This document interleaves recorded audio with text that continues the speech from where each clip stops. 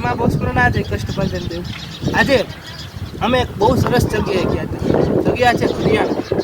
ત્યાં ખંભલાઈ માતાજીનું મંદિર આવેલું છે।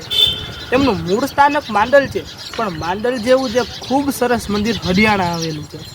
આપ આપની સ્ક્રીન પર ફોટો જોઈ શકતા હશો। આ હરિયાણા ખંભલાઈ માતાજીનું મંદિર છે। ખંભલાઈ માતાજી જે મૂળ એમનું સ્થાનક માંડલમાં આવેલું છે, તળાવની વચ્ચે તેમનું મંદિર આવેલું છે। લગભગ 700 વર્ષ જૂનું આ ખંભલાઈ માતાજીનું મંદિર છે। માતાજીની આ કથા બહુ પૌરાણિક છે।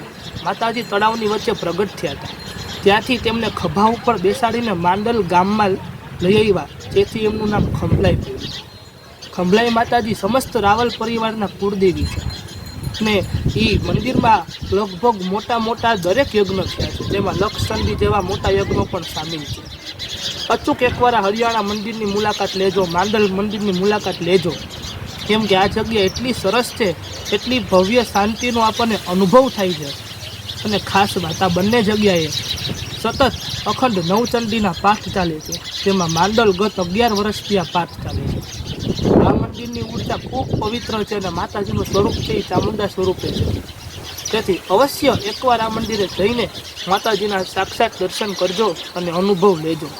આ બંને મંદિરમાં સાક્ષાત માતાજીની હાજરી છે તેવું આપણને અનુભવ થશે જ।